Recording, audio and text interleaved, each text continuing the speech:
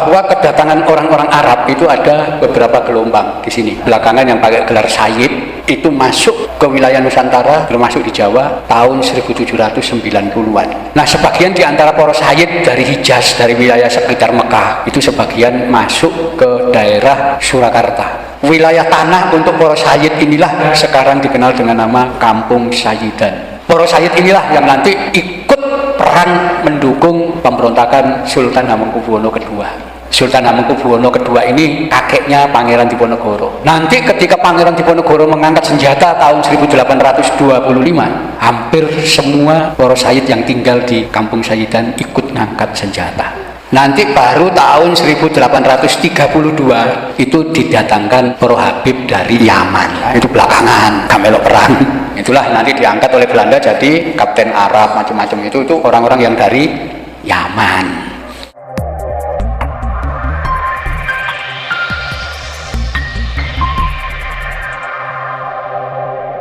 Tetapi ada satu hal yang perlu kita pahami, bahwa kedatangan orang-orang Arab itu ada beberapa gelombang di sini. Ya. Jadi pertama yang belakangan yang pakai gelar Sayyid, ya, itu masuk ke wilayah Nusantara, termasuk di Jawa tahun 1790-an. Ya. Kenapa? Karena di negeri Arab sedang terjadi pergolakan kaum Wahabi. Ya. Jadi kaum Wahabi tahun 1790 itu menyerang Karbala, ya, karena dianggap sesat orang-orang di Karbala karena apa? Mengkultuskan kuburan Imam Husain yang mati di Karbala. Di situ golongan Wahabi ini semua orang yang ziarah ke makam sekitar itu dan penduduk yang tinggal di wilayah Karbala dikumpulkan dan disembelih 6.000 orang mati. Setelah itu bergerak lagi, ya, ke wilayah Hijaz, ya, itu masuk, termasuk Mekah, itu jamaah haji juga dibantai di sana. Orang-orang yang mengaku keturunan Nabi, para Sayyid, para Syarif diburu-buru untuk dibunuh. Disitulah mereka melarikan diri. Sebagian lari ke Jawa, ya, dengan naik kapalnya Belanda, ya, lari. Nah, sebagian di antara para Sayyid dari Hijaz, dari wilayah sekitar Mekah, ya, Jeddah, ya, kemudian sampai wilayah Madinah, itu namanya wilayah Hijaz. Itu sebagian masuk ke daerah Surakarta, ya. Mereka itulah kemungkinan kemudian oleh Sultan Hamengkubuwono II ditampung, ditolong, ya, dikasih tanah untuk tinggal di situ dan kawin dengan perempuan pribumi, ya. Wilayah tanah untuk para Sayyid inilah, ya, yang di daerah Jogja sekarang dikenal dengan nama Kampung Sayyidan, ya, itu sampai sekarang namanya Kampung Sayyidan. Para Sayyid inilah yang nanti ikut perang mendukung pemberontakan Sultan Hamengkubuwono II. Ya, Sultan Hamengkubuwono II ini kakeknya Pangeran Diponegoro. Ya.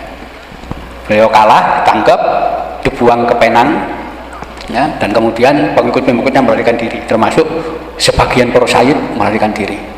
Ya. Itulah tahun 1810. Ya, ya mungkin saja Sayyid Husain ini dari kelompok itu yang awal-awal itu. Nanti ketika Pangeran Diponegoro mengangkat senjata tahun 1825, ya, itu hampir semua para Sayyid yang tinggal di Kampung Sayyidan ikut ngangkat senjata, ya. Itu sebabnya ketika Pangeran Diponegoro kalah dan ditangkap, ya, tahun 1830, para Sayyid ini dengan pengikut Pangeran Diponegoro tidak mau nyerah. Mereka melarikan diri semua, nyebar ke berbagai tempat, ya. Itulah kita temukan banyak makam-makam para Sayyid ini di berbagai wilayah, ya. Itu cirinya para sayyid yang berasal dari wilayah Hijaz. Ya, Hijaz itu di daerah Mekah Madinah sana. Nanti baru tahun 1832, 2 tahun setelah perang Diponegoro, itu didatangkan para habib dari Yaman. Ya, itu belakangan, gak melok perang. Ya, langsung datang di sini. Ya, itulah nanti diangkat oleh Belanda jadi kapten Arab macam-macam itu orang-orang yang dari Yaman. Ya, jadi gelombang itu.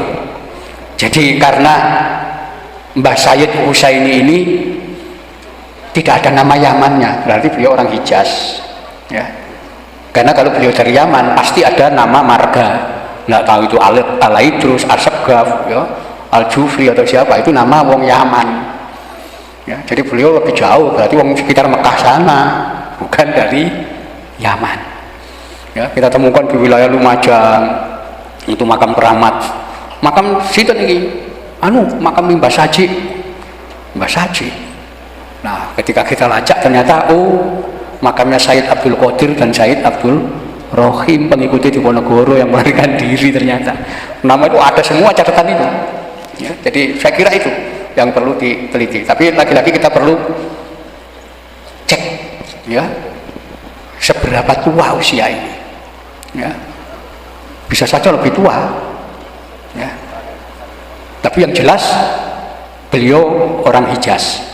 Ya, karena nama yang tertampang di itu tidak ada nama marga. Jadi cirinya orang Hijaz itu tidak menggunakan nama marga. Kenapa? Rasulullah sudah menghapuskan nama marga mulai zaman dulu. Karena itu sudah ada yang menggunakan nama marga. Ya, itu sebabnya kalau orang masih punya nama marga berarti bukan wong Hijaz, bukan wong Mekah Madinah sana, pasti wong luar. Tidak tahu wong Libanon, tidak tahu wong Yaman, tidak tahu wong ini, pasti masih ada nama marganya. Nah itu, ya.